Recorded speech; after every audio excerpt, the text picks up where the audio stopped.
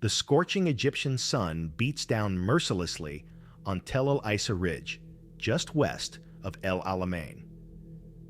It's July 10th, 1942, and Captain Alfred Seeböhm crouches behind his radio truck, sweat streaming down his dust-caked face. Around him, a maze of antennae reaches toward the burning sky like skeletal fingers, while dozens of German technicians hunched over their receivers, headphones pressed tight against their ears. This isn't just any German unit. This is Nachrichtenfernaufklärung, Company 621, Signals Intercept Company 621, the most sophisticated intelligence operation in North Africa. The Germans call it the Circus because of its sprawling collection of trucks, tents, and towering radio equipment. But there's nothing entertaining about what they do here. Seeböhm adjusts his headphones and listens to the crackling voices of British tank commanders, speaking as casually as if they were ordering tea at a London cafe. They have no idea that every word they speak is being recorded, decoded, and transmitted directly to Field Marshal Erwin Rommel himself. The Desert Fox knows exactly where every Allied tank sits, where every supply convoy moves, what every British general plans for tomorrow's attack. For over a year, the Germans have been reading American diplomatic cables like morning newspapers. They call their intelligence gold mine Die Gute Quelle, the good source. Every day, Colonel Bonner Fellers, the American military attaché in Cairo, sends detailed reports to Washington about British battle plans, troop movements, and strategic discussions. What Fellers doesn't know is that within hours of transmission, his messages are sitting on Rommel's desk, decoded and translated. The irony is breathtaking. America isn't even officially fighting in North Africa yet, but their diplomatic communications are handing Rommel victory after victory. Hitler himself has gloated about it, saying it's only to be hoped that the American in Cairo continues to inform us so well over the English military planning through his badly enciphered cables. But on this blazing afternoon, something feels different. British reconnaissance planes have been circling overhead more frequently. Seeböhm's own officers have questioned why he's positioned their precious intelligence unit so close to the front lines. The captain dismissed their concerns. After all, they're protected by the Italian 60th Sabratha Division, and no Allied force has penetrated this deep into German territory. Seeböhm has no way of knowing that at this very moment, Australian soldiers from the 224th Battalion are crawling through the darkness toward his position, their faces blackened with grease, their weapons ready. In less than 90 minutes, the most devastating intelligence disaster in German military history will unfold. The question that will haunt German commanders for the rest of the war is this: how could the Allies have known so much about their plans, their movements, their deepest secrets?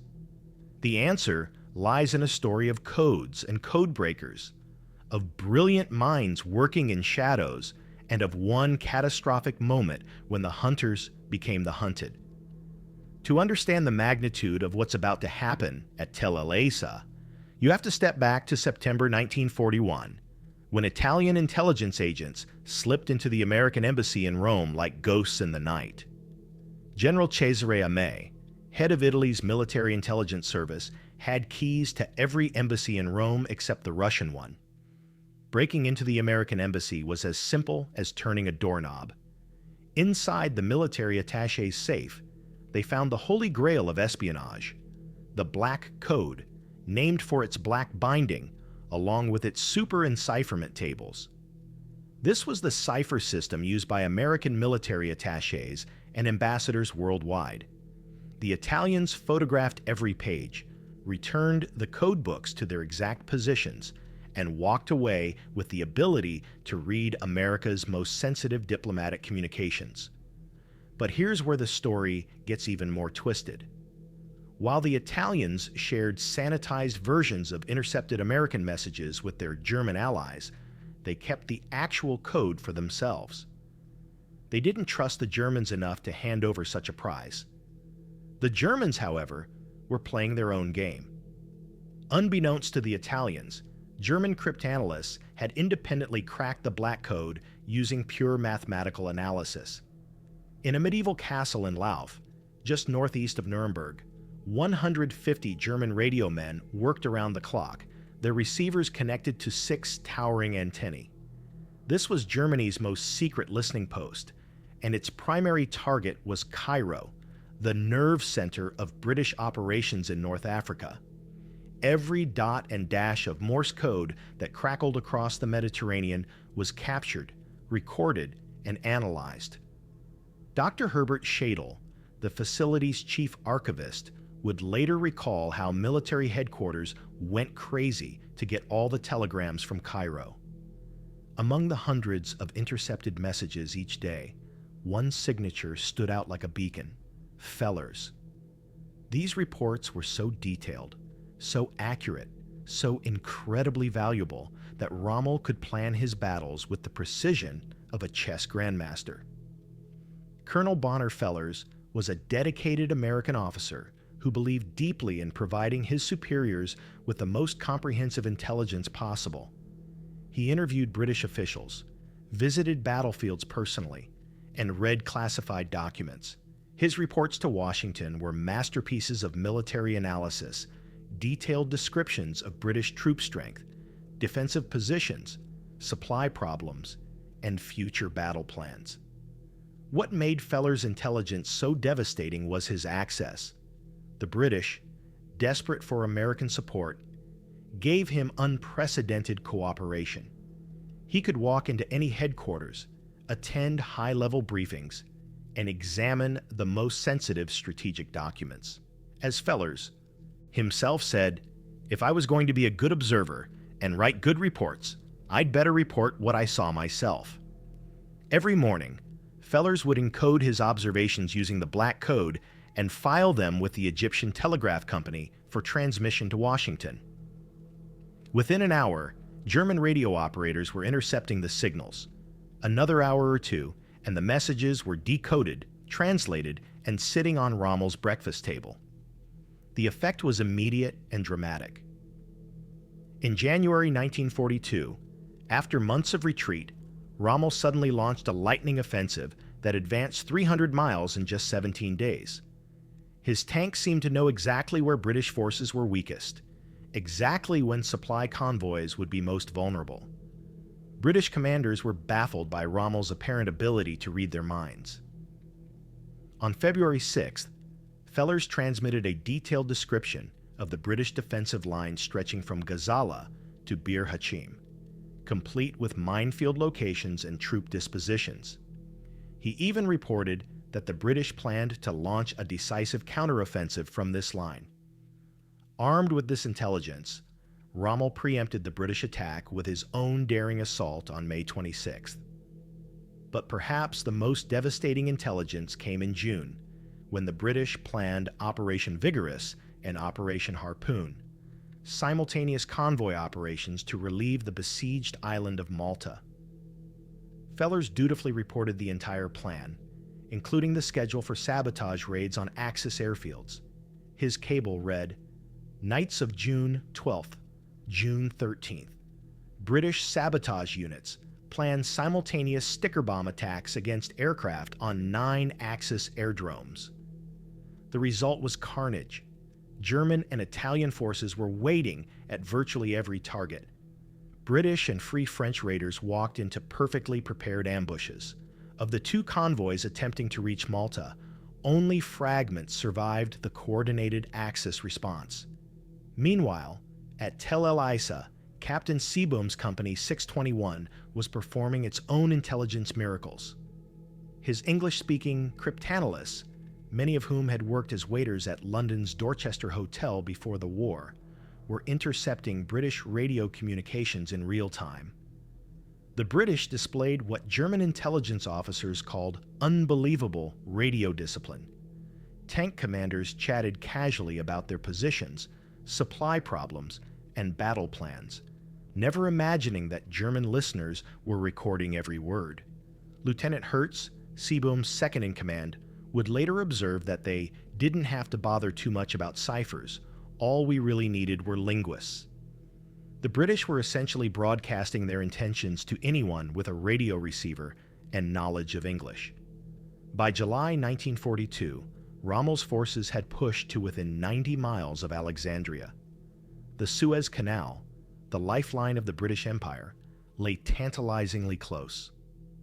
In Cairo, panic was setting in. Government officials were burning documents and preparing for evacuation.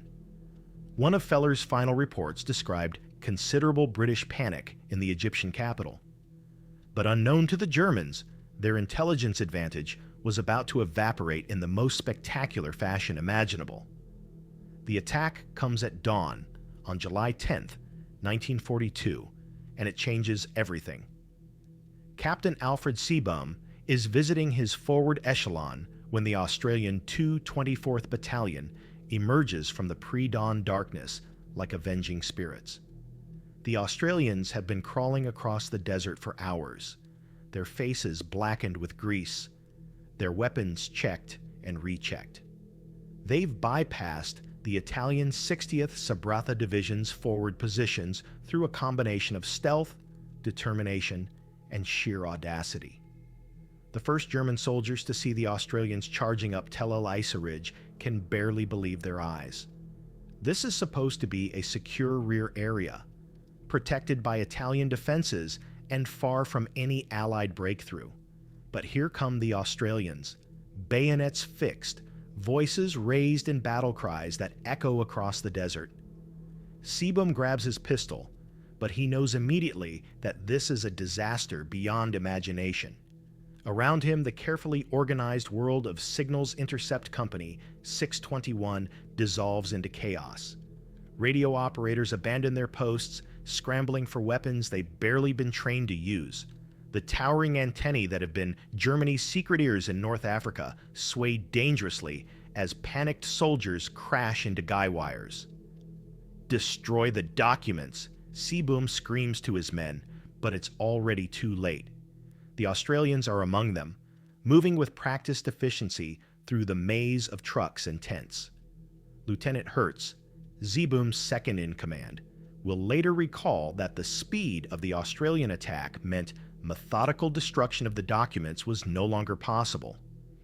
The firefight lasts exactly 90 minutes, but those 90 minutes rewrite the history of World War II. German radio operators, trained to listen to enemy communications, not fight infantry battles, surrender in droves. Some try to run, carrying what documents they can, but the Australians have surrounded the entire position. There's nowhere to go except into captivity or death. Seeböhm himself is mortally wounded in the fighting, struck down while trying to organize resistance around his command truck. As he lies bleeding in the sand, he can see Australian soldiers swarming through his intelligence archive. Months and years of carefully collected enemy communications, cryptanalytic breakthroughs, and operational intelligence that has made Rommel the most feared general in North Africa. The Australians don't immediately understand what they've captured. To them, Company 621 looks like just another German communications unit. The trucks are filled with radio equipment. The tents contain maps and papers. The prisoners are a mix of technicians and clerks rather than combat soldiers. It's only when intelligence officers arrive to examine the captured materials that the magnitude of the discovery becomes clear. What the Australians have stumbled upon is nothing less than Germany's most sophisticated intelligence operation in North Africa. The captured documents read like a catalog of Allied failures in communication security. Daily and monthly reports dating back to June 1941 detail exactly how the Germans have been reading British radio traffic. Traffic analysis charts show how Company 621 identified individual British units by tracking their Morse operators' distinctive fist, the unique rhythm and style each operator used when transmitting. Even more shocking are the records of clear text communications. British officers had been chatting on radio as if they were having conversations at a London gentlemen's club, never imagining that German linguists were recording every word. Tank commanders discussed their fuel supplies. Artillery officers described their ammunition stocks, and staff officers debated strategy. All in the clear, all intercepted, all passed directly to Rommel. But the most devastating discovery comes when Allied intelligence officers examined documents related to the Black Code intercepts. Here, in meticulous German records, is proof that for months, every American diplomatic communication from Cairo has been an open book to the enemy. Colonel Feller's detailed reports, his careful observations about British defensive positions, his analysis of Allied strategy, his insider knowledge of high-level planning sessions, all of it has been feeding Rommel's tactical genius. The German prisoners, initially defiant, gradually reveal the scope of their operation under interrogation. Lieutenant Hertz admits that Company 621 had been in communication with Abwehr agents operating inside Cairo itself. Staff Sergeant Hessler describes how they had identified British call signs, tracked unit movements, and even predicted Allied attacks based on communications intercepts. The irony is almost too cruel to comprehend. At the very moment when Rommel's forces are closest to breaking through to the Suez Canal, when German victory in North Africa seems within reach, the intelligence advantage that has made it all possible disappears in a single morning's fighting. Within hours of Company 621's capture, the intelligence flow to Rommel dries up completely. No more intercepts of British tank commanders discussing their positions. No more decoded American diplomatic cables revealing Allied strategy. No more traffic analysis pinpointing enemy weaknesses. The Desert Fox, who has been fighting with his enemy's playbook for over a year, is suddenly blind. The timing couldn't be worse for the Germans. Just as Company 621 is being overrun, Colonel Fellers is recalled to Washington, his unwitting intelligence contributions finally discovered by Allied security officers. A German radio broadcast had inadvertently exposed the intelligence operation by featuring a dramatic program about the American Information Bureau in Cairo. The script was so detailed, so accurate, that Allied investigators immediately realized their communications had been compromised.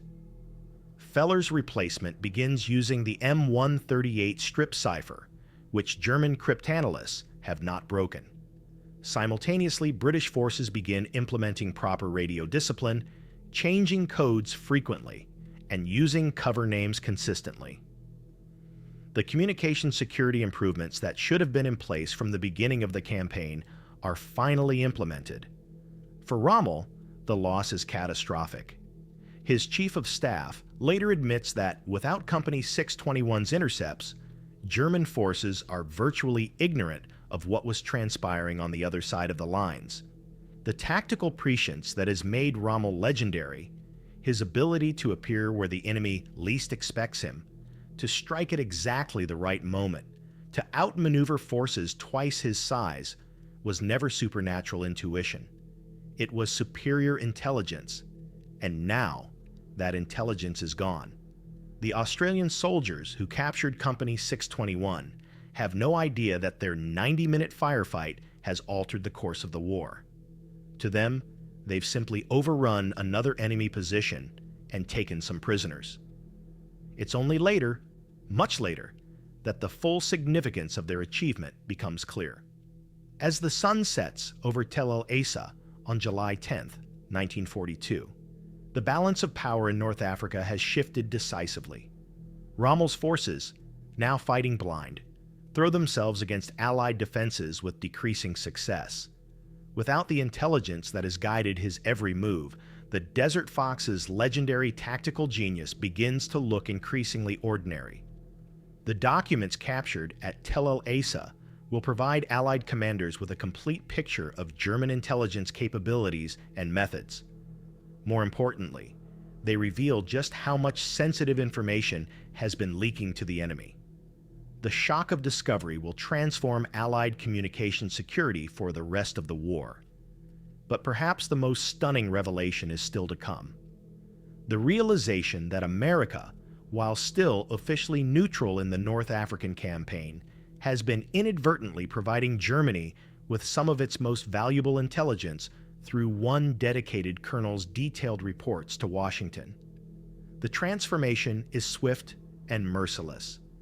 Within weeks of Company 621's capture, Rommel's legendary tactical prescience evaporates like morning mist in the desert sun.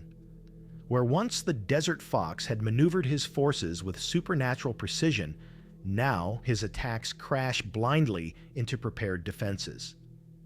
British 8th Army Commander Bernard Montgomery, armed with both improved communication security and a complete understanding of German intelligence methods, begins planning the offensive that will drive Rommel from North Africa forever.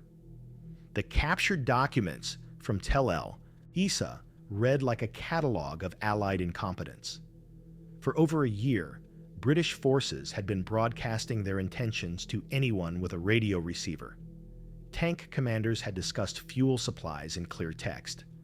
Artillery officers had revealed ammunition stocks over open channels. Staff officers had debated strategy as if they were having tea at the officers' club, never imagining that German linguists were recording every word. But the most shocking revelation concerns Colonel Bonner Fellers. This dedicated American officer, believing he was serving his country's interests by providing detailed intelligence reports to Washington, had unknowingly become Germany's most valuable spy. His encrypted cables, broken by German cryptanalysts, had provided Rommel with a complete picture of British capabilities, intentions, and weaknesses.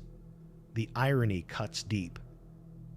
America's contribution to the Allied cause in North Africa, before American forces even arrived, was inadvertently feeding German success.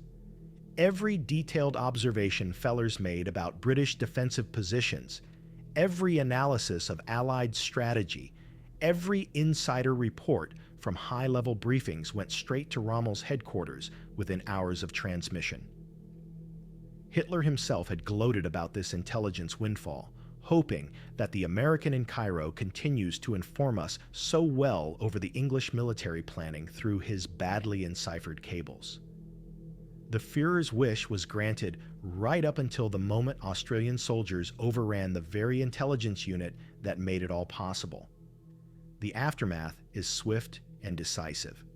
With Company 621 destroyed and Fellers replaced by an officer using unbroken codes, Rommel's intelligence advantage disappears overnight. The German commander, who had seemed to read his enemy's minds, suddenly finds himself fighting blind against opponents who now understand exactly how their security had been compromised. On October 23, 1942, just 3 months after the capture at Tel el-Isa, Montgomery launches Operation Lightfoot, the second battle of El Alamein. This time, it's the British who know their enemy's plans.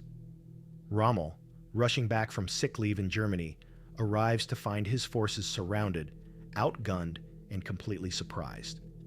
The battle that follows destroys the Afrika Korps as an effective fighting force. Rommel's legendary tactical genius, stripped of its intelligence foundation, proves insufficient against Montgomery's methodical preparation and overwhelming material advantage. The retreat that begins at El Alamein will end only when the last German forces are evacuated from Tunisia 7 months later. Major Everard Bayeux, an Australian veteran of the Tel el-Isa action, perhaps puts it best. I imagine Rommel would not like the world to know that for a few weeks anyway, or perhaps longer, he was fighting us with his field intelligence almost entirely eliminated. The men of the Australian 224th Battalion had stumbled upon one of the war's greatest intelligence coups. In 90 minutes of desert fighting, they had blinded the Desert Fox and ensured that the Afrika Korps would never again threaten the Suez Canal. Sometimes the greatest victories come not from superior firepower or brilliant strategy, but from a handful of soldiers in the right place at exactly the right time. The Australians who captured Company 621 had changed the course of World War II without even knowing it. What other intelligence disasters shaped the outcome of World War II? Subscribe to discover the hidden stories that determined victory and defeat.